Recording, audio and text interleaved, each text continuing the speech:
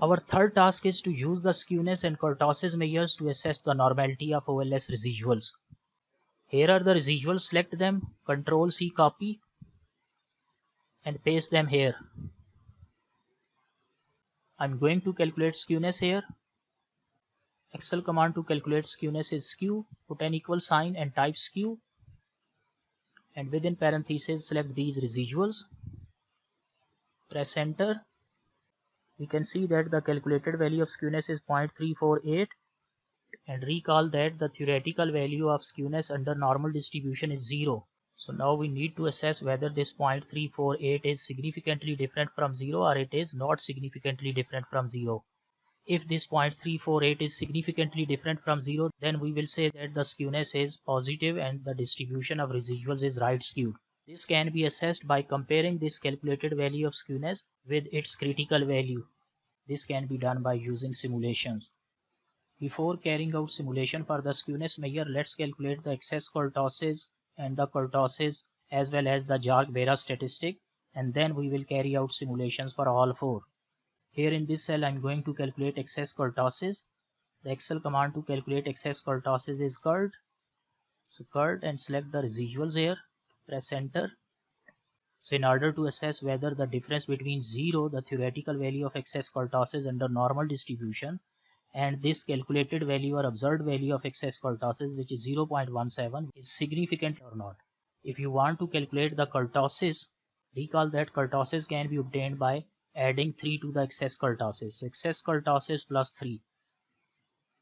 So here this is the excess kurtosis, add 3 to it, plus 3, press enter. So the value of kurtosis is 3.17.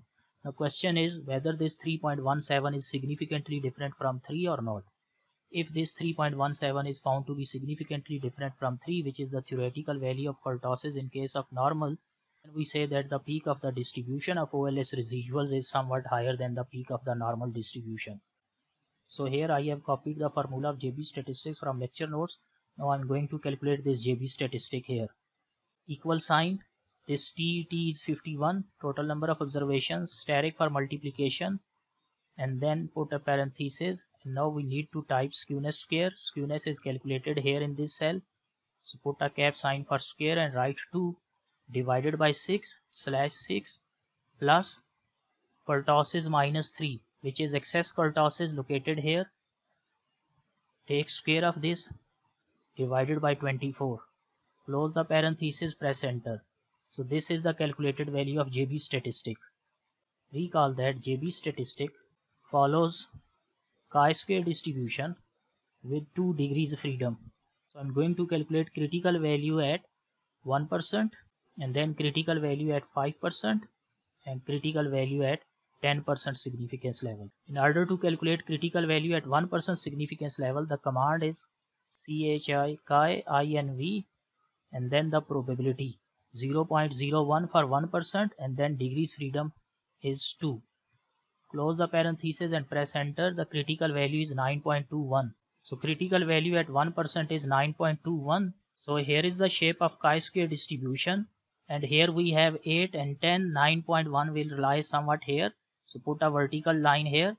So this is called the critical value. Area above this line is called the rejection region, and area below this line, this full region, is called non-rejection region. In our case, the calculated value of JB statistic is 1.09. 1.0 will be somewhat here. It falls in the non-rejection region, so we will not reject the null hypothesis of normality.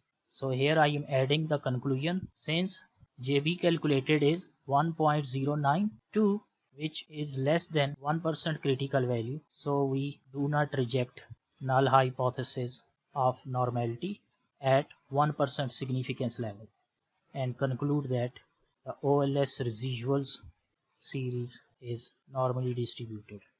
Now calculate the critical value at 5%. Put an equal sign chi inverse 0.05 now for 5% and degrees freedom is 2. The critical value is 5.99 or 6. Coming to this diagram, draw a line here.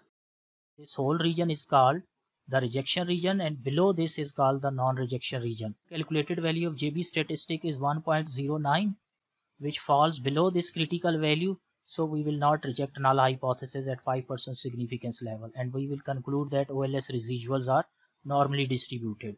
at 5% significance level. Similarly, if you calculate the critical value at 10% significance level, type chi inv 0.1 for 10%, comma, degrees freedom which is 2. The critical value is 4.60. It will be somewhat here. So area above this 10% critical value is called rejection region, and area below this critical value is called non-rejection region. In our case, the calculated value is 1.092, which lies in this non-rejection region. So again, at 10% significance level, we do not reject null hypothesis of normality. These critical values have been calculated using chi-square distribution. And we know that JB statistic follows chi-square distribution only in large samples asymptotically. But here in our case we have only 51 data points. So question is whether the critical values obtained using this asymptotic chi-square distribution, they are valid when we have this small sample of 51 observations or not. Before moving to the simulations, let's discuss the p-value method of JB statistic as well. The p-value can be obtained by using this Excel command chi dist. X is calculated value of JB statistic, which is located here, and degrees freedom is 2. Press enter. The calculated p-value of JB statistic is 0.579 or 57.9%. Now we need to compare this p-value with 1% significance level or 5% significance level or 10% significance level. In our case, p-value is 57.9%, which is not less than 1%. So we will not reject null hypothesis at 1% significance level. Also note that the p-value of 57.9% is not less than 5% significance level, 0.05. So we will not reject null hypothesis at 5% significance level. Similarly, the p-value is 57.9%, which is not less than 10% significance level. So we will not reject the null hypothesis at 10% significance level as well. Hence, the null hypothesis of normality is not being rejected at all three conventional significance levels, 1%, 5% and 10%.